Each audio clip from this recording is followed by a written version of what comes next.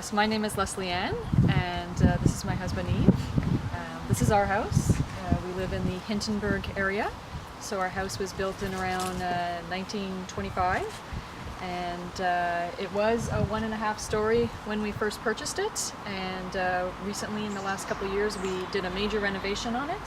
We took off the roof, we put on a 2nd story, and then we installed some solar PV, a photovoltaic system, and a solar hot water system.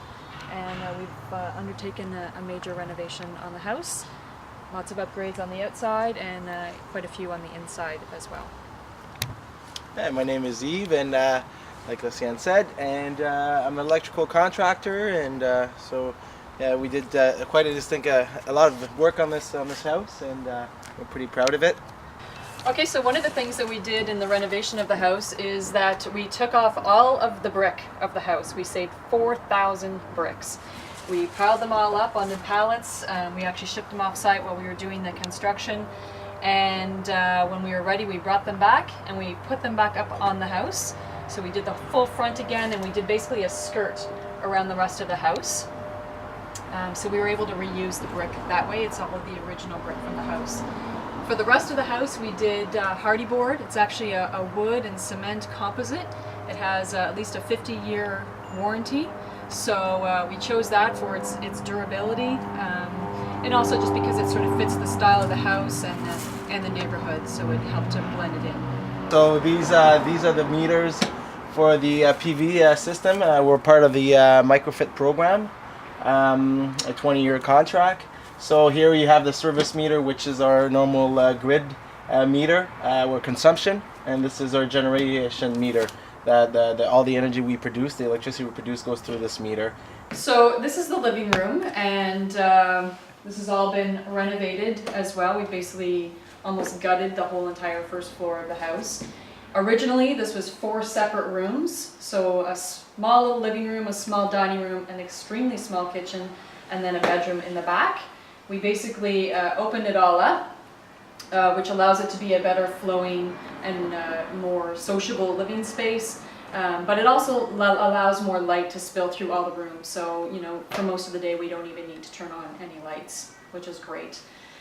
In the living room, we did a few different upgrades worth noting. One, we had an old coal burning that turned into a wood burning fireplace in the living room. We took that out, but we still wanted to have the wood fireplace, so we replaced it with this unit. It's actually an EPA certified fireplace. It's sealed, it burns efficiently and cleanly, and during the shoulder seasons we actually use it only for our heating, so we don't have to turn on any of the heating system.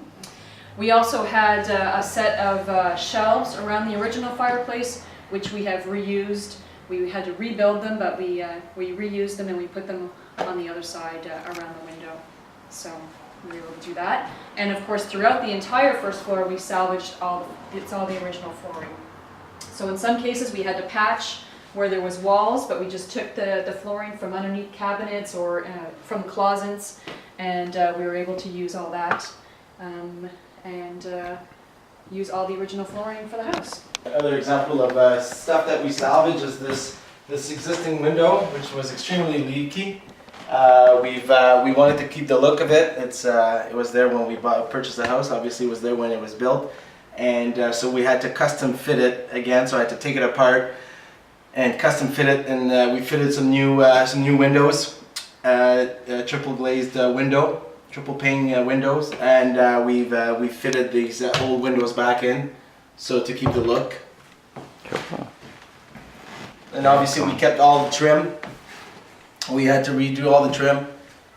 We stripped it all and cleaned it up and kept it all. So again, this, like Leslie Ann said earlier, this was like all kinds of rooms. This was actually our bedroom, and hence we made the reno. We added a 2nd story to have ourselves, I guess, a more livable kitchen than the 5 square feet we used to have. So basically, well, we've taken out the walls. We've kept the original floor again. We did some patching here around the walls, but we wanted to keep the look and the flow of the wood, so we kept the wood all throughout.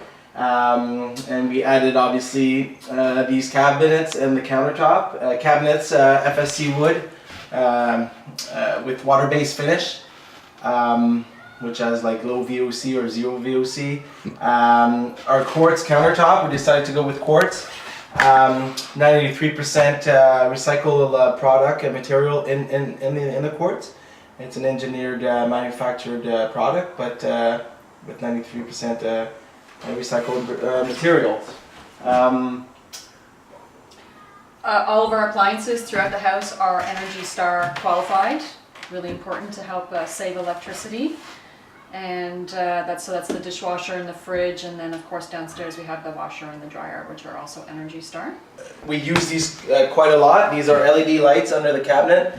We really like those because they're on a lot of the time. That's basically all the lighting we need with a white countertop. It makes it very bright and efficient at the same time.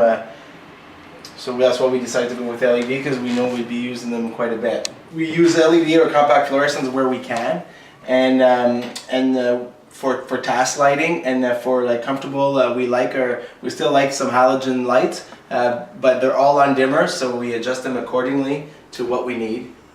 It's an in-home display, so it tells how much electricity that we're using over the past hour. Oh, cool. So it gives you a bit of live feedback. It's not minute by minute, but it helps give you an indication. Like if you run the dryer, you can see it. You can see You can how see it much goes up to that 4 did. kilowatts. Well, Because the city water dumps into it, right at the bottom here, right here, dumps into this, right? okay. And then this draws, so my water draw is taken from up here. You see, you can't even touch it, man. It's so hot. It draws from up here and goes around, and it feeds my tankless. Right? Okay.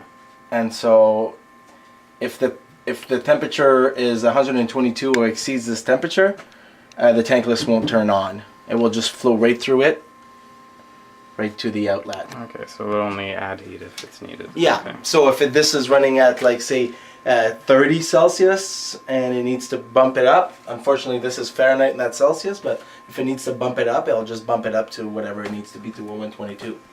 Cool. So right now 50 Celsius is about 120, 115 I think. So it's just under 122. Right? And that's the boiler.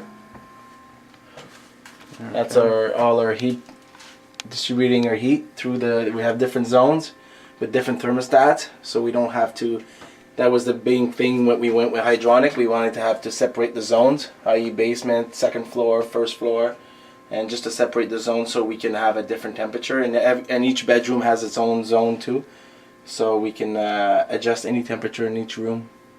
Cool. So that way the boiler only heats what you want. So if you want your bedroom at 20 and you want the ground floor at 22, it's all doable. Cool. Without running the whole house at 22 or 24 or 21 or 18 or whatever it is, right? So you can be more comfortable or to like whatever you want. And that's the inverter. Oh, yeah. Cool. The fan's starting, so it's really pumping out. today, 6 kilowatt.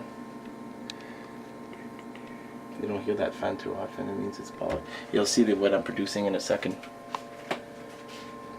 You'll see 1948 watts.